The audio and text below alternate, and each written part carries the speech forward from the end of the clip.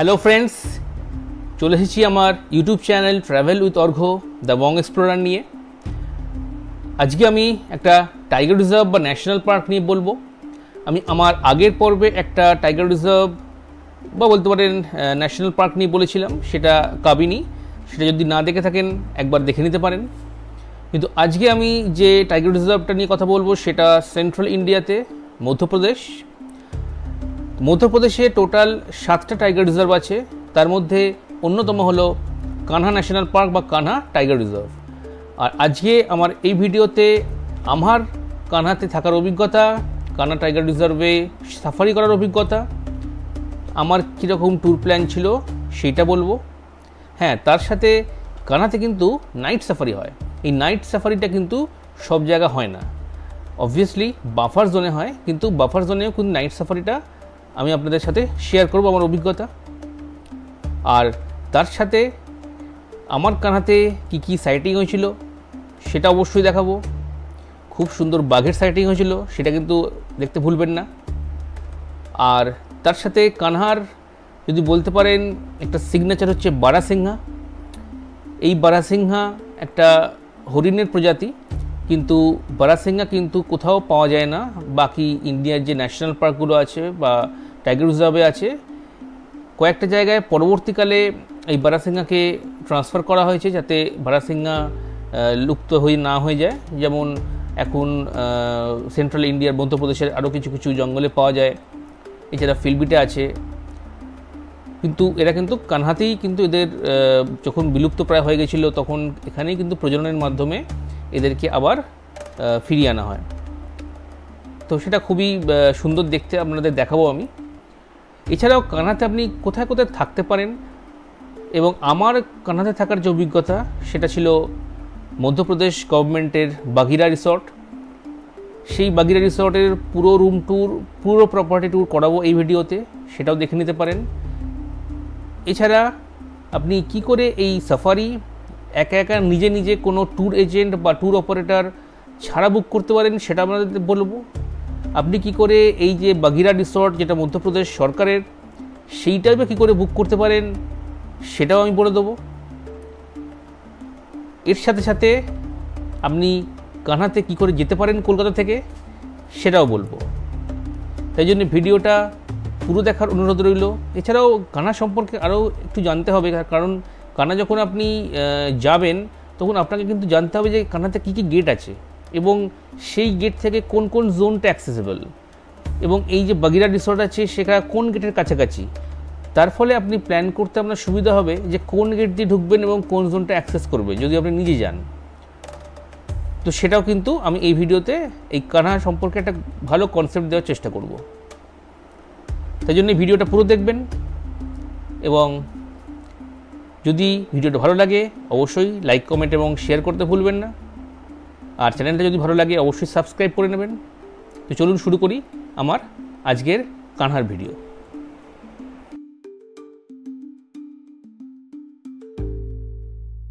কলকাতা থেকে কানহা আপনি কিভাবে যাবেন? তো আমি এখানে কানহা বলতে আমি বাগিরা যে আমি রিসর্টে ছিলাম আমি সেটাই বোঝাচ্ছি। তার ফলে আমি যেসব জায়গা থেকে কানহা বলবো তার বুঝে নেবেন যে আমি বাগিরা রিসর্টের কথা বলছি। আর বাগিরা রিসর্টের সামনেই হচ্ছে খাটিয়া গেট, বা আপনি এটা ধরে নিতে পারেন যে সেই সব জায়গা থেকে খাটিয়া গেট আপনি কি করে পৌঁছবেন। তো প্রথম অপশান বলি আমি, এটা ফ্লাইটে নিয়ারেস্ট এয়ারপোর্ট যদি হয় সেটা হচ্ছে রায়পুর ছত্তিশগড়ের, আর মধ্যপ্রদেশের জব্বলপুর। রায়পুর থেকে এই এমপিটি বাগিরা জঙ্গল রিসর্টের দূরত্ব 234 কিলোমিটার, সময় লাগবে 5.5 ঘন্টা। আর যদি আপনি জব্বলপুর যান তাহলে জব্বলপুর এয়ারপোর্ট থেকে এই বাগিরা রিসর্টের দূরত্ব 142 কিলোমিটার, সময় লাগবে 3.5 থেকে 4 ঘন্টা। কিন্তু আমি বলবো যদিও জব্বলপুর কিছুটা কাছে, কিন্তু কলকাতা থেকে কিন্তু জব্বলপুরে ডাইরেক্ট ফ্লাইট নেই। আপনাকে কিন্তু ওয়ান স্টপ করে লে ওভার করে যেতে হবে। তার ফলে টাইম এবং খরচ দুটোই কিন্তু অনেক বেশি। তার থেকে যদি আপনি একটা গাড়ির ব্যবস্থা করতে পারেন রায়পুর এয়ারপোর্ট থেকে, তাহলে কলকাতা থেকে রায়পুর যাওয়া কিন্তু অনেক ইজি। রায়পুর আপনার ডিরেক্ট ফ্লাইট আছে, 1 ঘন্টার একটু উপর লাগবে যেতে, এবং রায়পুর ভাড়াও অনেক, কিন্তু মানে ফ্লাইটের ভাড়াও কিন্তু অনেকটাই কম। তো রায়পুরটা কিন্তু আমি বলবো বেটার অপশন। আর যদি আপনি যেতে চান ট্রেনে, তাহলে সবচেয়ে নিয়ারেস্ট যে স্টেশন সেটা হলো গন্ডিয়া। এই গন্ডিয়া রেল স্টেশন থেকে এমপিটি বাগিরা বা খাটিয়া গেটের দূরত্ব মোটামুটি 146 কিলোমিটার, সময় লাগবে 3.5 থেকে 4.5 ঘন্টা। গন্ডিয়া হাওড়া বা কলকাতা থেকে আপনি কী করে পৌঁছবেন? তো হাওড়া স্টেশন থেকে গন্ডিয়া যাওয়ার কিন্তু বেশ কিছু ট্রেন আছে।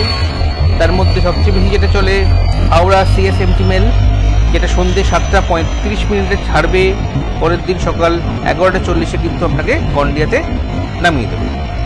এছাড়াও গীতাঞ্জলি এক্সপ্রেস, হাওড়া এসএনসিআই SF express, Jnaneswari express, Azad Hind express, Shalimar LTT express কিন্তু আপনি গন্ডিয়া পর্যন্ত যেতে পারবেন। তার ফলে গন্ডিয়া যাওয়ার ট্রেনের কিন্তু অনেক অপশানই আছে আপনার কাছে, এবং গন্ডিয়া থেকে ক্যাব ধরে আপনি সহজেই পৌঁছে যেতে পারেন বাগিরা রিসর্ট বা খাটিয়া গেটের কাছে।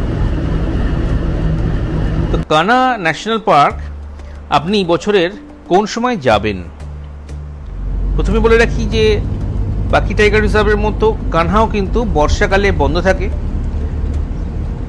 এটি 15 অক্টোবর থেকে 30 জুন পর্যন্ত খোলা থাকে। তার মানে জুলাই, আগস্ট, সেপ্টেম্বর এবং অক্টোবরের প্রথম দিকটা কিন্তু কানহা বন্ধ থাকে। তার ফলে এই জায়গাটা তো বাদই দিলাম।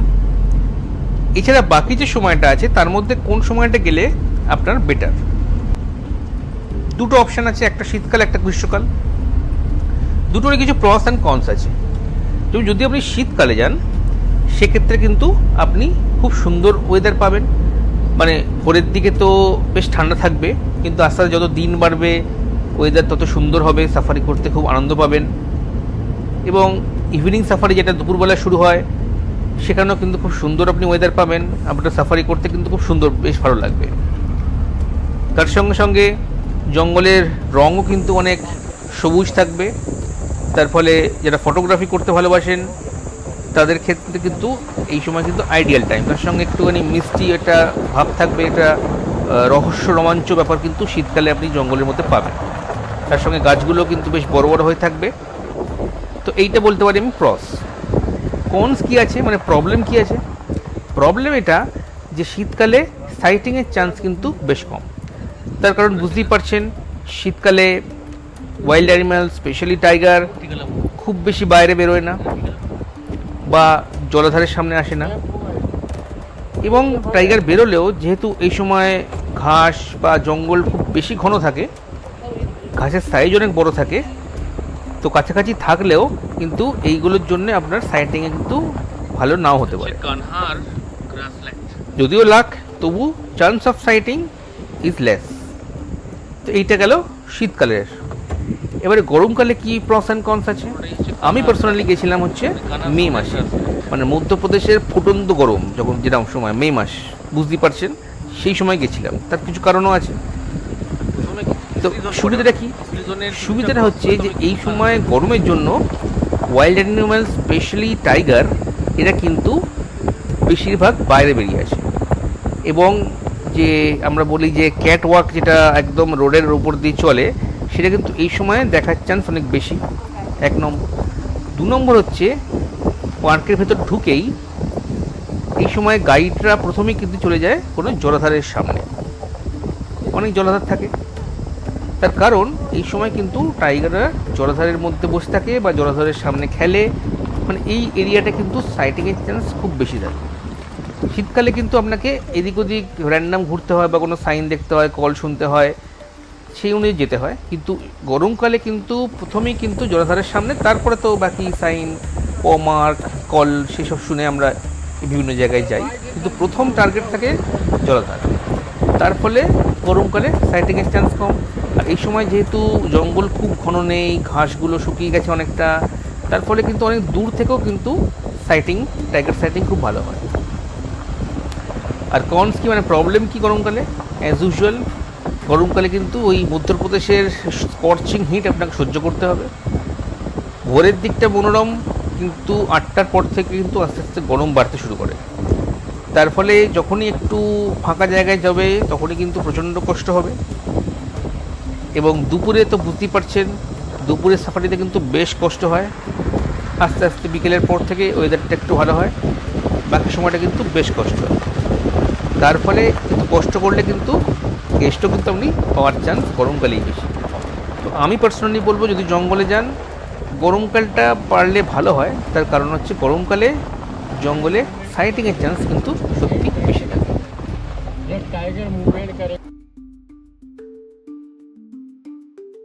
চলে এসেছি বাগিরা জঙ্গল রিসর্ট, কানহা। এটা এমপি ট্যুরিজমের আন্ডারে পড়ে।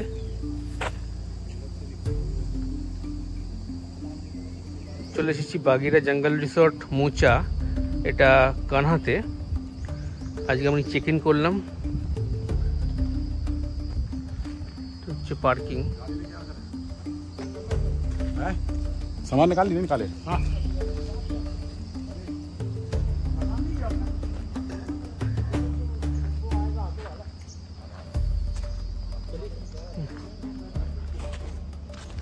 রিসেপশন যাচ্ছি।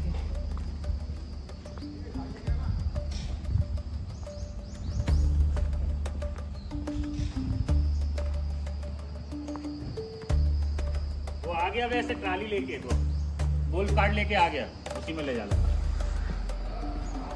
রিসেপশনে ঢোকার সময় এখানে বসার জায়গা, এখানে একটা খাটিয়া আছে। বাগিরা, আমার মনে হয় বাগিরা হচ্ছে জঙ্গল বুকে মোগলি, সেখানে বাগিরা যে ছিল সেই বাগিরার নামই মনে হচ্ছে। রিসেপশন, এখানে বসার জায়গা আছে অনেক। যাচ্ছি বাগিরা রিসর্টের রেস্টুরেন্টে। এই হচ্ছে রেস্টুরেন্ট, বেশ বড়।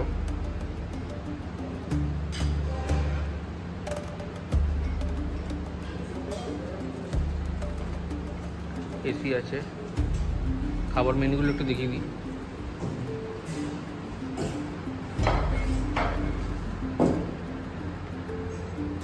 টমেটো স্যুপ, স্যালাড আছে, পাঁপড় আছে, একটা বেগুনের তরকারি আছে, একটা মিক্স ভেজ আছে, পনির আছে,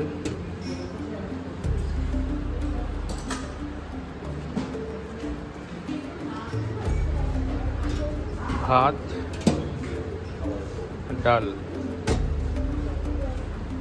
ঘি আছে, এখানে চাপাটি আছে, আর এখানে একটা ডেজার্ট আইটেমের মধ্যে মিষ্টি আছে,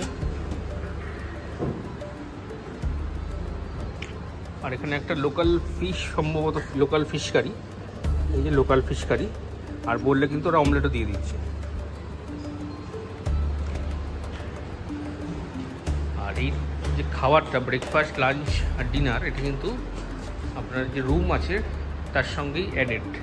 আপনি রুম বুক করলে আপনার ব্রেকফাস্ট, লাঞ্চ আর ডিনার কিন্তু সঙ্গে অ্যাড হচ্ছে। আর এইটা হচ্ছে আর একটা দিকে বেরোনোর রাস্তা রেস্টুরেন্ট থেকে, সেটা হচ্ছে রিসেপশন। এটা আমি একটু আগেই দেখালাম। এই হচ্ছে রিসেপশন, আর এই হচ্ছে পার্কিং। এটা হচ্ছে আমাদের ব্লক চিমটা ক্যাম্প। এখানে প্রত্যেকটা যে ব্লক আছে তার নিচে দুটো রুম আছে আর ওপরে একটা রুম আছে। নিচের দুটো নর্মাল এসি, ওপরেরটা ডিলাক্স, ওপরেরটা 1000 টাকা বেশি। আর এইখানে সামনেই একটা ছোট মাঠ মতো আছে, এখানে সন্ধ্যে 6টা থেকে হাইটি হয়, এটাও কিন্তু কমপ্লিমেন্টারি। আর ওইখানে আমি গেছিলাম রেস্টুরেন্ট। চলুন এবার একটু রুমটা দেখিয়ে আনি।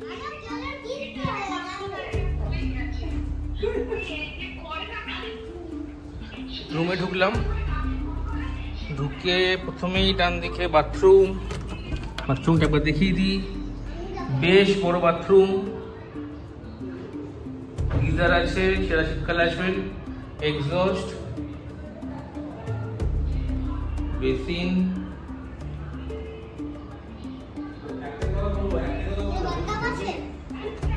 আচ্ছা ওপরেরটা কিন্তু বাথটাব আছে, মানে ওপরে যে ডিলাক্স এসিটা আছে সেখানে কিন্তু বাথটাব আছে। রুম, এখানে একটা কাবার্ড আছে, এখানে একটা ডেস্ক আছে, নিচে চেয়ারও আছে, টিভি, এখানে একটা সুন্দর বসার জায়গা আছে, সোফা, এখানে একটা বেড সাইড টেবিল আছে, এখানে টি কফি মেকার আছে, এখানেও একটা ডেস্ক আছে, মানে অনেক কিছু কিন্তু আছে ভেতরে অ্যামিনিটিস। সরকারি হলেও কিন্তু মেনটেনেন্স খুব ভালো।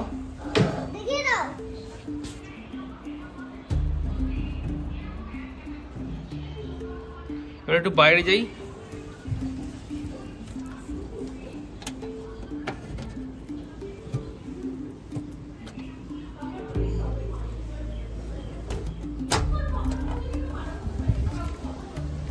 চলে এলাম বাইরে, এখানে কিন্তু দুটো সুন্দর বসার জায়গা আছে, চেয়ার, আর এই হচ্ছে অপরূপ দৃশ্য। এখন জল নেই নদীতে, এটা হচ্ছে বানজার নদী। এখানেও কিন্তু অনেক সময় ওয়াইল্ড অ্যানিমালসরা জল খেতে আসে। আর একটু প্রকৃতির আওয়াজ শুনুন, পাখির ডাক।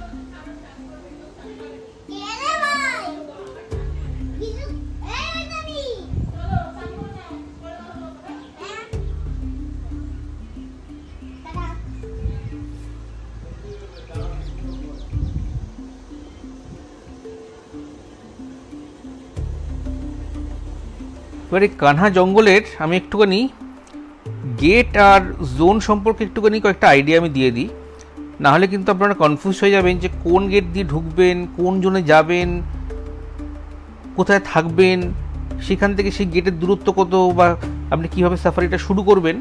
তো সেই জন্যে কানহা ন্যাশনাল পার্কের গেট এবং জোন সম্পর্কে কিন্তু আইডিয়া থাকাটা কম্পালসারি। তো কানহাতে করে 4টে জোন আছে, কানহা, কিসলি, মুক্কি আর সারাহি, এবং এই প্রত্যেকটা জোনে একটা নির্দিষ্ট নাম্বার অফ জিপসি কিন্তু অ্যালাউড। তো এখানে দুটো অপশান আছে, একটা আপনি ফুল জিপসি নিতে পারেন আর সিঙ্গেল সিট বুক করতে পারেন, এবং সেই অনুযায়ী কিন্তু আপনার গেট সিলেকশন হবে। যেমন, এবং মর্নিং আর ইভিনিংয়ের মধ্যেও কিন্তু গেটের কিন্তু ডিফারেন্স থাকবে। যেমন কানহা জোন যদি আপনি যেতে চান মর্নিংয়ে, যদি আপনার ফুল গাড়ি, ফুল ভেহিকেল আপনার থাকে, তাহলে আপনি যে কোনো গেট, খাটিয়া, মুক্কি, সারাই, যে কোনো গেট দিয়ে কিন্তু আপনি ঢুকতে পারেন। কিন্তু যদি আপনার সিঙ্গেল সিট থাকে তাহলে কিন্তু আপনাকে খাটিয়া দিয়ে ঢুকতে হবে মর্নিং সাফারি। আর ইভিনিং সাফারির ক্ষেত্রে যদি আপনার ফুল গাড়ি থাকে তাহলে আপনি খাটিয়া বা সারিহি দিয়ে ঢুকতে পারেন, আর যদি আপনার সিঙ্গেল সিট থাকে তাহলে যেমন সকালে গেছিলেন খাটিয়া দিয়ে ঢুকতে হবে। যদি আপনি কিসলি জোন যান সেক্ষেত্রে ফুল জিপ নিলে মর্নিং সাফারি খাটিয়া, মুক্কি, সারিহি দিয়ে ঢুকতে পারেন, সিঙ্গেল সিট নিলে খাটিয়া দিয়ে, ইভিনিংয়ে আপনি খাটিয়া বা মুক্কি দিয়ে ঢুকতে পারেন, আর সিঙ্গেল সিট হলে খাটিয়া দিয়ে। যদি আপনি মুক্কি জোন যান সেক্ষেত্রে আপনি যদি ফুল জিপ থাকে আপনি খাটিয়া বা মুক্কি দিয়ে ঢুকতে পারেন, কিন্তু আপনার সিঙ্গেল সিট থাকলে কিন্তু আপনাকে যেতে হবে মুক্কি দিয়ে। ইভিনিংয়েও কিন্তু সেম, খাটিয়া বা মুক্কি দিয়ে ফুল ভেহিকেলের ক্ষেত্রে, আর যদি সিঙ্গেল সিট থাকে তাহলে মুক্কি। আর যদি আপনি সারিহি জোনে সাফারি করতে চান, ফুল ভেহিকেল নিলে মর্নিং এবং ইভিনিংয়ে আপনি খাটিয়া বা সারিহি দিয়ে ঢুকতে পারেন, আর যদি আপনি সিঙ্গেল সিট নেন সেক্ষেত্রে আপনি সারিহি দিয়ে আপনাকে ঢুকতে হবে। এবারে একটা প্রবলেম আমি বলে দিই, সেটা হচ্ছে যদি আপনি তাহলে কোথায় থাকবেন, তাহলে বুঝতেই পারছেন আপনার খাটিয়া গেটটা কিন্তু খুব সুন্দর অ্যাক্সেসেবল সব জায়গার জন্য, সব জোনের জন্যে। সেক্ষেত্রে খাটিয়া থাকলে কিন্তু আপনি তার মানে 4টে জনই অ্যাক্সেস করতে পারছেন, ঠিক আছে? মানে কানহা, কিসলি, মুক্কি, সারি, এই 4টে জনই আপনি খাটিয়া গেট দিয়ে অ্যাক্সেস করতে পারছেন। কিন্তু সিঙ্গেল সিট নিলে যে প্রবলেমটা সেটা হচ্ছে, যদি আপনি এই সারি গেট দিয়ে ঢুকতে যান, সিঙ্গেল সিট আপনাকে সারি গেট দিয়ে ঢুকতে যান, থাকছেন আপনি খাটিয়াতে, এই সারি গেট এই খাটিয়া গেট থেকে 60 কিলোমিটার, মানে সময় লাগবে প্রায় 1 ঘন্টা 36 মিনিট। ভাবুন সিমিলারলি যদি আপনি খাটিয়া গেটে থাকেন এবং সিঙ্গেল সিট নেওয়ার জন্য আপনাকে যেতে হয় মুক্কি, সেক্ষেত্রে কিন্তু 55 কিলোমিটার দূর খাটিয়া গেট থেকে মুক্কি গেট, আপনার সময় লেগে যাবে 1 ঘন্টা 20 মিনিট। তার মানে বুঝতেই পারছেন আপনার সাফারির টাইম থেকে কিন্তু এই টাইমটা মাইনাস হয়ে যাবে, সেক্ষেত্রে আপনি সাফারি ভালো করে করতেই পারবেন না। তার ফলে আমি বলবো আপনার যদি থাকতে চান খাটিয়া গেটের কাছে থাকবেন, তাহলে আপনি সবকটা জোন খুব ভালো করে অ্যাক্সেস করতে পারবেন। সিমিলারলি বাফারের ক্ষেত্রেও এরকম ভাগ আছে, আমি বাফারটা গেলাম না যেহেতু আমরা কোরটাই করি দিনের বেলাতে, বাফারটা হচ্ছে নাইট সাফারির ক্ষেত্রে। তো আমি নামগুলো বলে দিই বাফার জোনের: খাটিয়া, খাপা, সিজোরা আর ফেন। তো নাইট সাফারির ক্ষেত্রে যদি আপনারা খাটিয়া গেটের কাছে, আমি যেমন বাগিরাতে ছিলাম সেরকম বাগিরাতে থাকেন, সেক্ষেত্রে আপনি নাইট সাফারির ক্ষেত্রে খাটিয়া গেট দিয়ে ঢুকে খাটিয়া জোন কিন্তু কভার করে নিতে পারেন, মানে খাটিয়া বাফার জোন। তো এইটা একটুখানি খেয়াল রাখবেন, একটু ভালো করে পারলে জেনে রাখবেন, তাহলে কিন্তু আপনার যখন বুকিং করবেন কোনো কনফিউশন থাকবে না। এখন যাচ্ছি কানাতে নাইট সাফারি করতে, বাফার জন্য হয় নাইট সাফারিতে যাচ্ছি।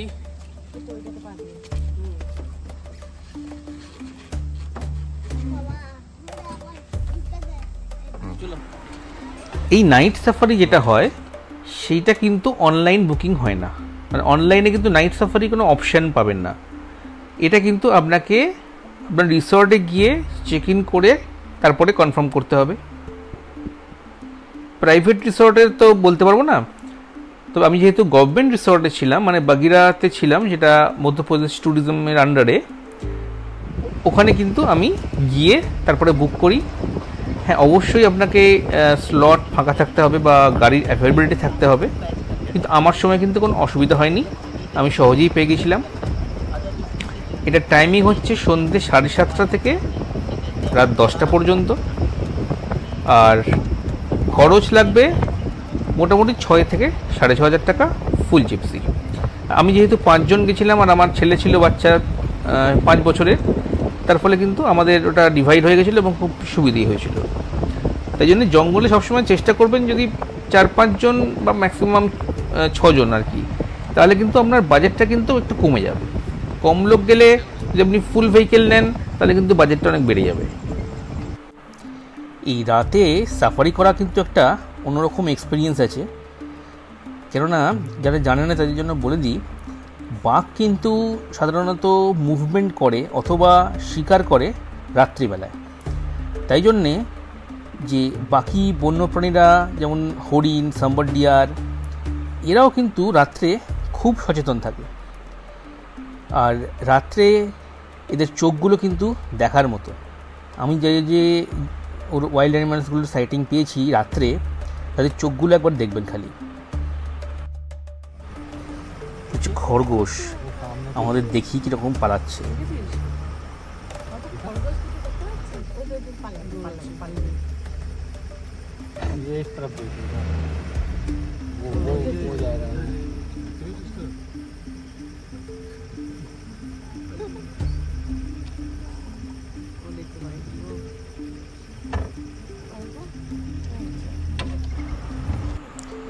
এগুলো হচ্ছে সাম্বার ডিয়ার, সাথে একটা বাচ্চাও আছে।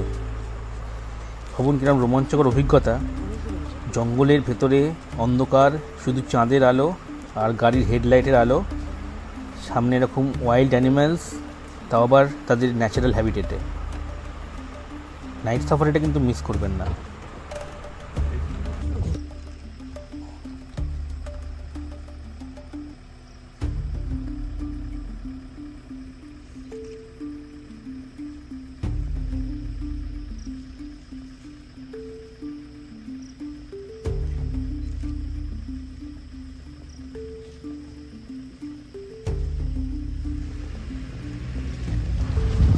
নাইট সাফারি কমপ্লিট করে বেরোনোর সময় এই দেখা যাচ্ছে দূরে খাটিয়া গেট ওপেনিং, ওই খাটিয়া গেটের আগেই এই গোল্ডেন জ্যাকেলটা দেখতে পাই, দেখে ভয় পালিয়ে যাচ্ছে।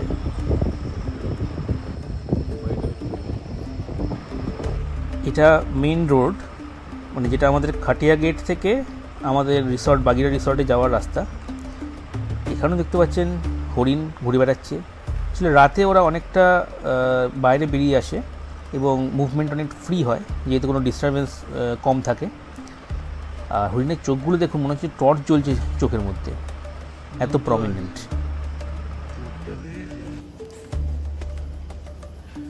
ভালোই বেশ আমাদের নাইট সাফারি হলো, শেষ। 10:30 বাজে এখন, একদম টাইমে 7:30 থেকে 10:30, 3 ঘন্টা। বেশ ভালোই অভিজ্ঞতা হলো, এক্সপিরিয়েন্সটা অন্যরকম। জঙ্গলটা রাতে কীরকম দেখতে হয়, এটা বাফার জোন ছিল খাটিয়া। কিছু সাইটিংও হলো, sambar deer, spotted deer, rabbit, wild boar, fox. তো বেশ ভালোই গেল আজকের দিনটা। এখন ডিনার করতে এসেছি। কালকে আবার সকাল 4:45-এ রেস্টুরেন্টে এসে 5টার সময় বেরোনো, মর্নিং সাফারি। তাহলে কালকে দেখা হচ্ছে। আজকে আপাতত টাটা, গুড নাইট। চলে এসেছি কানহা, বেরিয়ে পড়েছি মর্নিং সাফারিতে। আমার বন্ধু সন্দীপ। এখন বাজে 5:15। আচ্ছা, প্রথমে বলে দিই যে এখানে আজকে আমি যাব হচ্ছে খাটিয়া গেটে, কিসলি জোন। অনেকগুলো এখানে জোন আছে, তার মধ্যে আজকে সকালে যাচ্ছে কিসলি জোন, গেট হচ্ছে খাটিয়া। এখন খাটিয়া যাচ্ছি, খাটিয়া থেকে পারমিটের যে ইস্যুগুলো আছে, অফিসিয়াল ব্যাপারগুলো কমপ্লিট করে পারমিট চেক করিয়ে খাটিয়া গেট দিয়ে ঢুকবো। তখন দেখা হচ্ছে আবার।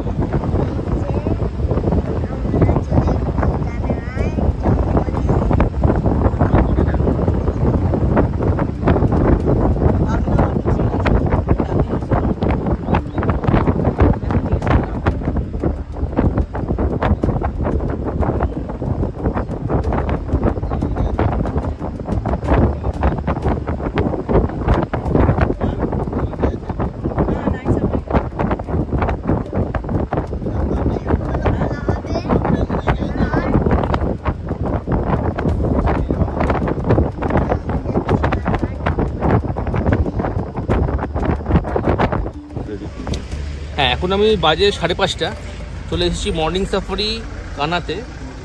তো এখন যাচ্ছি আমি খাটিয়া গেট দিয়ে ঢুকবো, নিয়ে কিসলি জোন যাবো। আজ মর্নিং সাফারির টাইম হচ্ছে 5:30 থেকে 11:30, আর ইভিনিং সাফারির টাইম হচ্ছে 4:30 থেকে 7টা। এটা যেহেতু গরমকাল, সেই জন্যে টাইমটা কিন্তু একটু আগে। শীতকাল হলে কিন্তু মর্নিং সাফারিটা 7টা থেকে শুরু হবে। তো কিসলি জোনে কিন্তু অনলাইন 9টা ফুল ভেহিকেল অ্যালাউ আছে, মানে 9টা জিপসি কিন্তু ভেতরে ঢুকতে পারবে। তো বাকি যে প্রসিডিওরগুলো আছে, কী করে আপনি বুক করবেন অনলাইনে, সেটা কিন্তু আমি পরে বুকিং প্রসিডিওরে দেখিয়ে দেবো। তো এরপরে আমরা ঢুকছি খাটিয়া গেটে, সেখানে দেখা হচ্ছে। সব ভেহিকেলগুলো দাঁড়িয়ে আছে, জিপগুলো। এটা হচ্ছে ক্যান্টার, আর এগুলো হচ্ছে জিপ।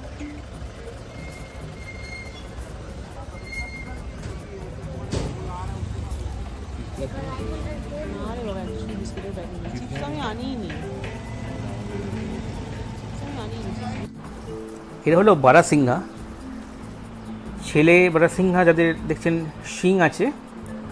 বেসিক্যালি বারাসিংহা নামটাই শিংয়ের জন্যই হয়েছে, মানে 12টা ভাগে এদের শিংটা বিভক্ত হয়ে যায়, সেই জন্য এদের নাম বারাসিংহা। এরা হরিণেরই একটা প্রজাতি। তবে ইন্টারেস্টিং ফ্যাক্ট হচ্ছে এরা কিন্তু শুধু কানাতেই পাওয়া যায়, আর মধ্যপ্রদেশের স্টেট অ্যানিমাল কিন্তু এই বারাসিংহা। 1970 সালের দিকে কিন্তু বারাসিংহা একটা এন্ডেঞ্জার্ড স্পিসিস হয়ে যায়, মানে লুপ্তপ্রায়।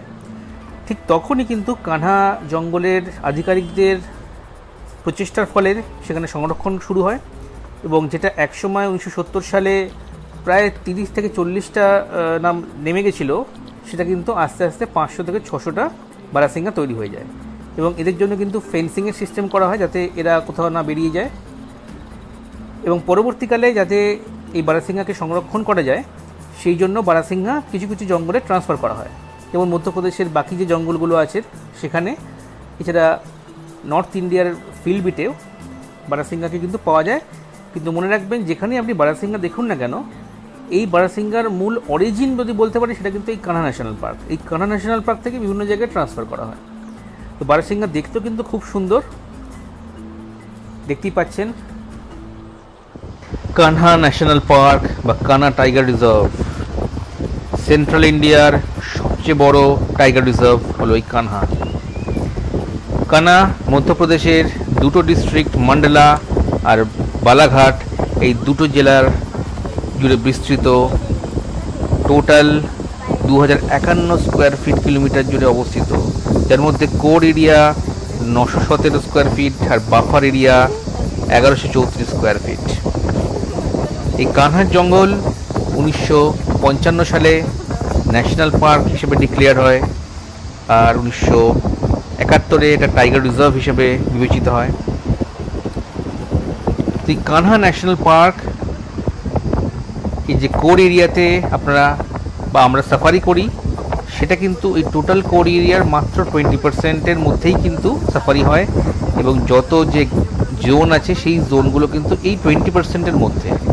বাকি 80% কিন্তু ট্যুরিস্টের জন্য অ্যাক্সেসিবল নয়। আর নাইট সাফারি কিন্তু বাফার এরিয়াতে হয়।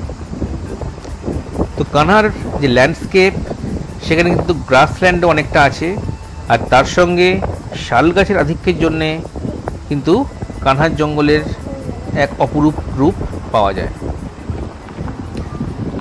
কানহাতে আছে 300 ধরনের পাখি, 43 ধরনের ম্যামালস, 26 ধরনের সরীসৃপ এবং 500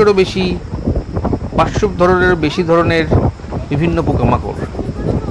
এছাড়া আছে কানার, শান, বারাসিংহা, টাইগার, লেপার্ড, ধোলে, বিয়ার, ইন্ডিয়ান গড়, পাইথন।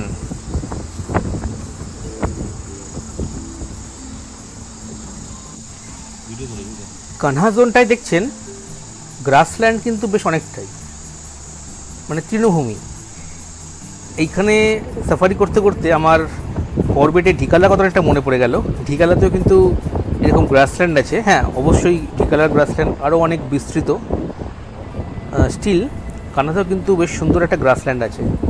আর গ্রাসল্যান্ডেই কিন্তু বাঘের বেশি আনাগোনা থাকে। আর শীতকালে এটাই প্রবলেম হয়, শীতকালে এই ঘাসগুলো এত বড় বড় হয়ে যায় যে এর ভেতরে যদি বাঘ বসেও থাকে বা বাঘ মুভমেন্টও করে, তাহলে কিন্তু আপনি দেখতে পাবেন না। গরমকালে এই ঘাসের সাইজ এত ছোট হয়ে যায় এবং ঘাসের ঘনত্ব অনেক কমে যায়, ড্রাই হয়ে যায় আর কি। সেই জন্য সাইটিংয়ের চান্স কিন্তু অনেক বেড়ে যায়। মানে এই ঘাসের মধ্যে বাঘ বসে থাকলে বা বাঘ মুভমেন্ট করলেও আপনি দেখতে পাবেন কিন্তু।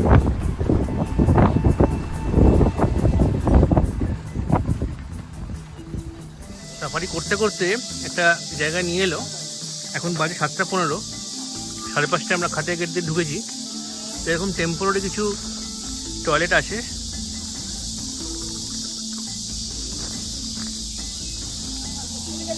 এখানে কিন্তু টয়লেট করা যেতে পারে, কোনো অসুবিধা নেই। এটা ফরেস্ট চেক পোস্ট। এখানে একজন ফরেস্ট অফিসার, একজন গার্ড থাকে। এখান থেকে পেট্রোলিং হয়। এটা হচ্ছে আমাদের চিফ।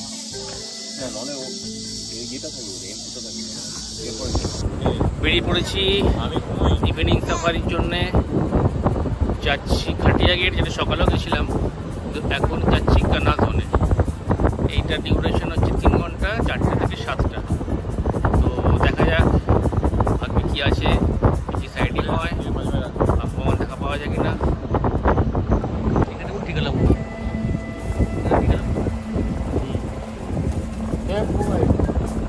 एरिया बंद है।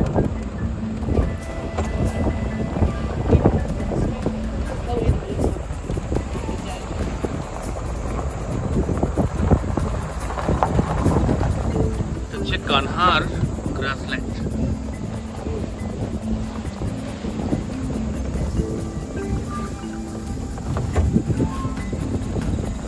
ওটাই হচ্ছে কানহার গ্রাসল্যান্ড, কানহা জোনের গ্রাসল্যান্ড।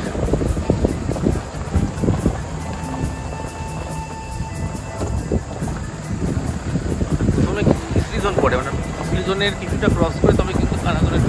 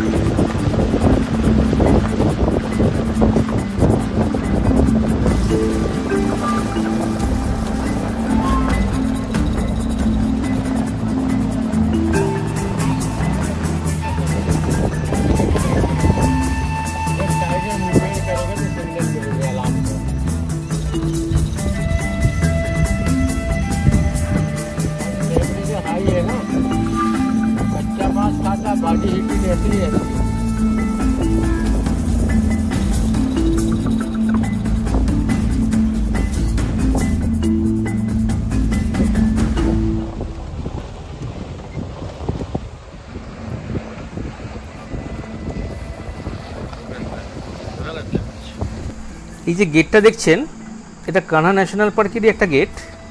এটা হচ্ছে হরিণের শিং দিয়ে পুরো গেটটা তৈরি করা হয়েছে। হ্যাঁ, সত্যিকারের হরিণের শিং দিয়ে, অপরূপ সুন্দর।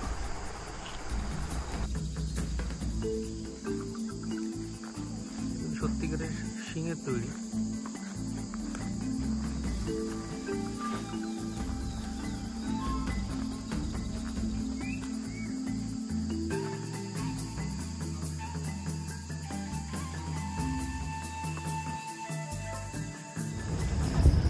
আজকে নেক্সট দিন বেরিয়ে পড়েছি মুক্কির দিকে।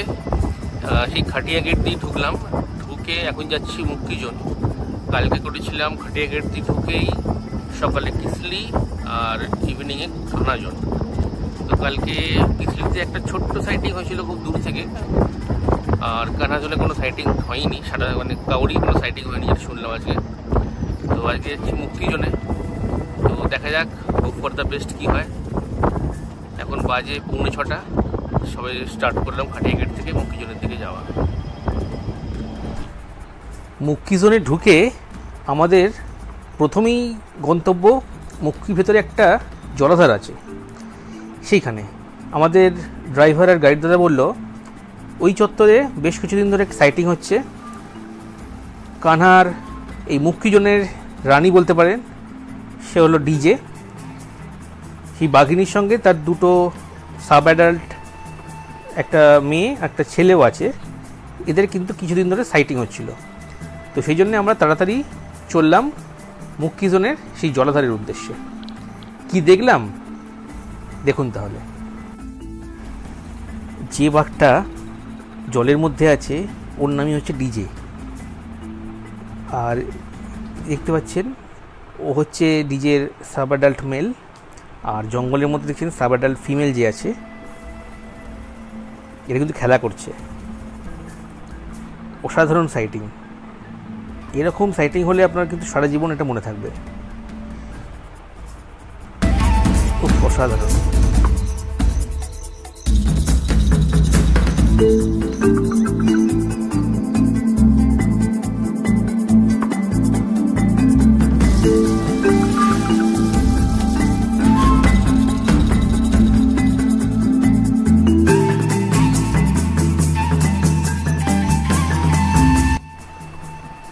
ডিজে পুকুর থেকে উঠে আসছে, আমরাও জিপ নিয়ে তাড়াহুড়ো করে চললাম ডিজে যেখান দিয়ে রাস্তাটা ক্রস করবে ঠিক তার আগে দাঁড়ানোর জন্যে। আর ডিজের ছেলে আর মেয়ে কিন্তু পিছনে, তারা কিন্তু এখনও আসেনি। উফ, একই হয়তো বলে রয়্যাল ক্যাট ওয়াক। এই দৃশ্য দেখলে কিন্তু আপনি সারা জীবন ভুলবেন না। আর আমাদের কিন্তু খুব সামনে দিয়ে ডিজে চলে আসে, সেই জন্য কিন্তু সারা জীবন এই মেমোরিটা কিন্তু আমাদের মনে গেঁথে থাকবে।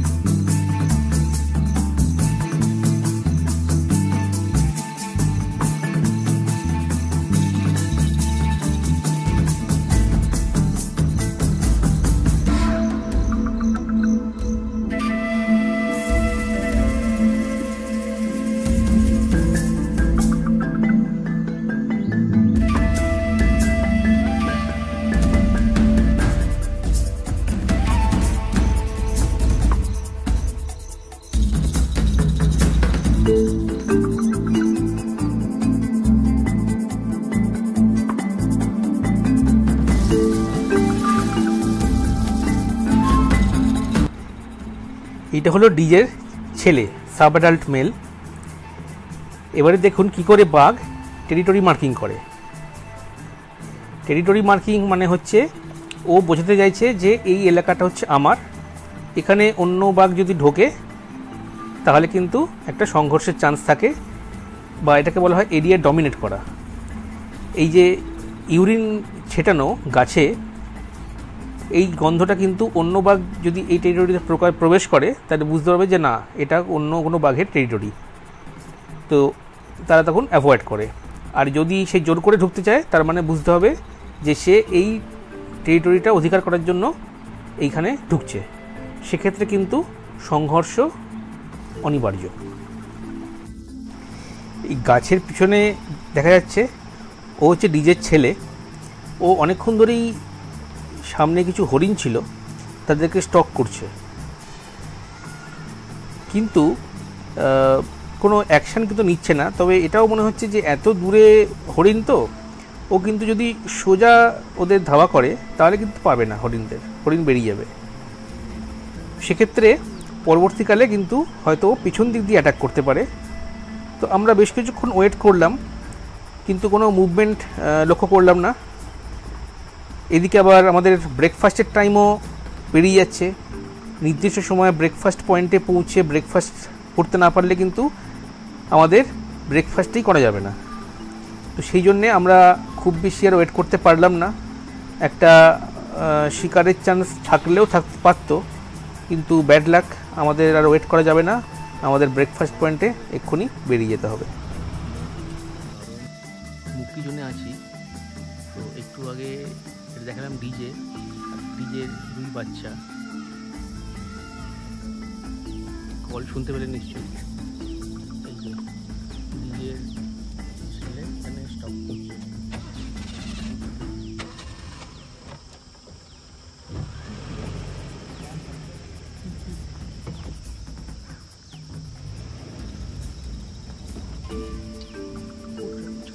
চলে এলাম মুক্তি জোনে ব্রেকফাস্টের জায়গায়।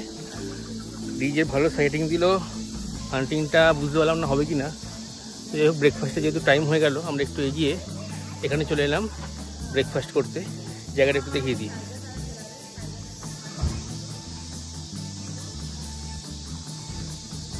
এগুলো টয়লেট, মেল ফিমেল।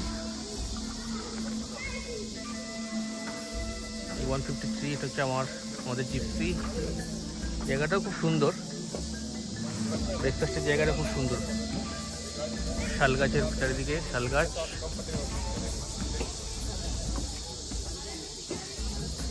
তো এখান থেকে যত তাড়াতাড়ি পারি ব্রেকফাস্ট কমপ্লিট করে বেরিয়ে যাব, আর কি দেখা যায়। আর ডিজের মেল পার্টনার হচ্ছে MB3, তার টেরিটরিতে একবার যাব।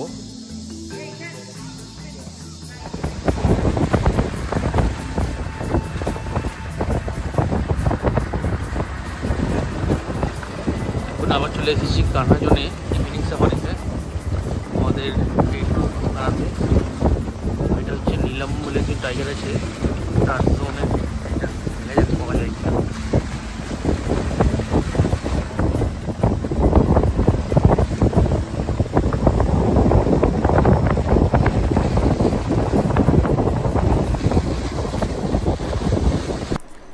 কানহাতে আপনি সাফারি নিজে কি করে বুক করবেন?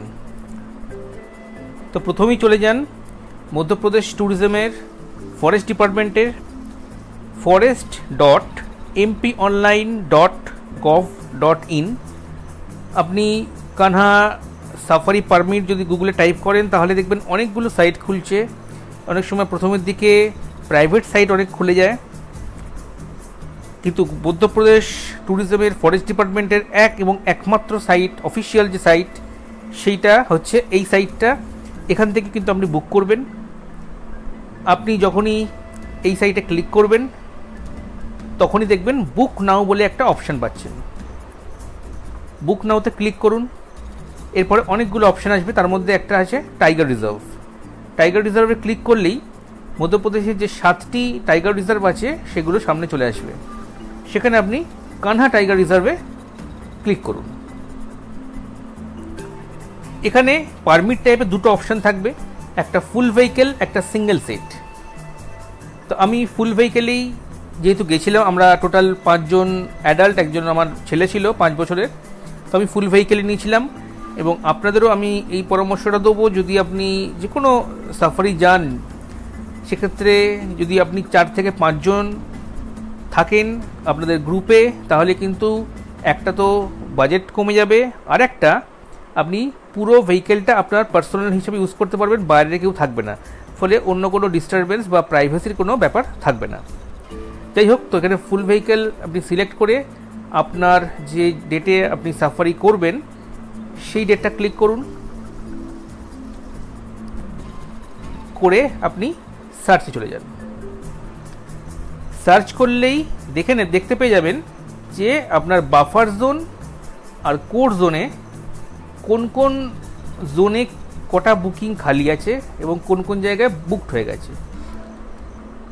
এরপরে যেখানে খালি আছে সেখানে যদি ক্লিক করেন, এরপরই আপনার খুলে যাবে লগ ইন পেজ। যদি আপনি আগে থেকে রেজিস্টার না করেন তাহলে এই সাইটে আপনি রেজিস্টার করে নিন।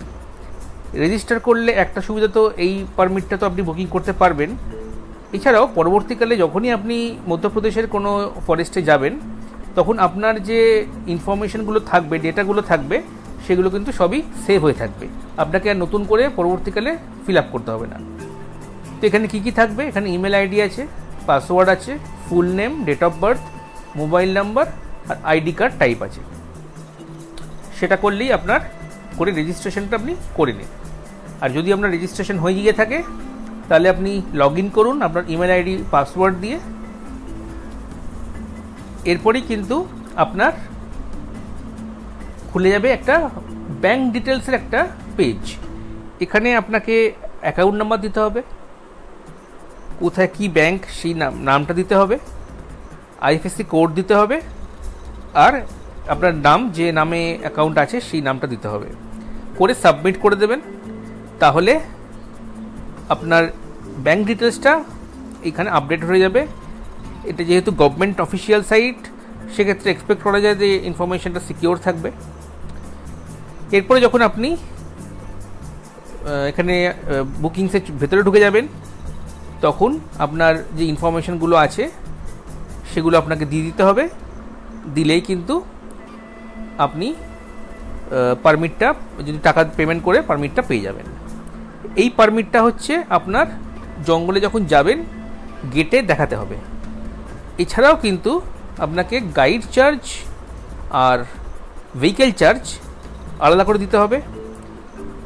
যদি আপনি কোনো প্রাইভেট রিসর্টে থাকে তাহলে ওখানে দিতে পারেন, আর যদি একবারে গভর্নমেন্ট যে রিসর্ট আছে বাগিরা সেখানে থাকেন, তার সাথে আপনি সাফারি বুকিং করেন একসাথে, তাহলে আপনার এই চার্জটা একসঙ্গেই ওরা কেটে নেবে আলাদা করে, তাহলে ওখানে গিয়ে আর কোনো পেমেন্ট করতে হবে না, যেটা আমার ক্ষেত্রে হয়েছিল। এবারে বলি খরচ আপনার কেমন হবে কানহাতে যদি যান আপনি। আমি যেহেতু ছিলাম বাগিরা রিসর্টে, যেটা মধ্যপ্রদেশ ট্যুরিজমের মধ্যে পড়ে, তো আমি সেই খরচটাই আগে বলে নিই। তো আমি গেছিলাম মে মাসে। আমার যে রুম রেন্ট, আমি ছিলাম 2 জন অ্যাডাল্ট আর আমার ছেলে ছিল 5 বছর। তো আমি করেছিলাম 3 নাইটসের বুকিং, খরচ হয়েছিল 19,500 মতো। তার মানে মোটামুটি ওই 6,300 থেকে 6,400 পার নাইট।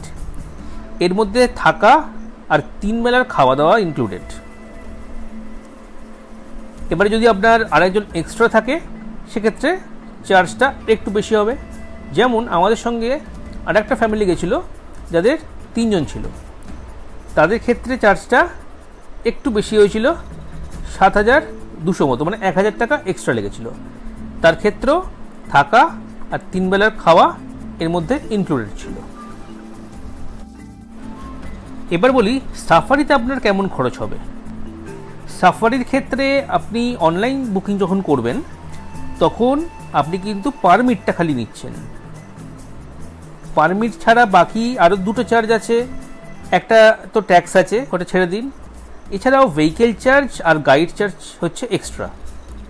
তো আমি আপনাকে টোটাল হিসেবে বলছি যেটা আমার লেগেছিল। আবার এই যে চার্জটা আছে এটা কিন্তু আবার জোন ওয়াইজ একটু ভ্যারি করে। তো মোটামুটি আপনার কানহাতে চার্জ হচ্ছে এক একটা ভেহিকেলের 7 থেকে 7,500। আমি এটা আপনাকে অ্যাভারেজ বললাম, কারণ আমার 2টো জোনে লেগেছিল 7,000 টাকা আর বাকি 2টো লেগেছিল 7,600 টাকা। এটা আবার উইকেন্ড অনুযায়ী এবং উইকডেসে ভ্যারি করে। তো মোটামুটি আমি অ্যাভারেজ বলছি 7 থেকে 7,500, যার মধ্যে ইনক্লুডেড 6 জনের permit, guide charge, vehicle charge, এছাড়া যে ট্যাক্স থাকে সেইটা। আর যদি নাইট সাফারি করেন সেক্ষেত্রে আমি আগেও বলেছি, আবার বলছি, অনলাইন বুকিং নাইট সাফারিতে হয় না।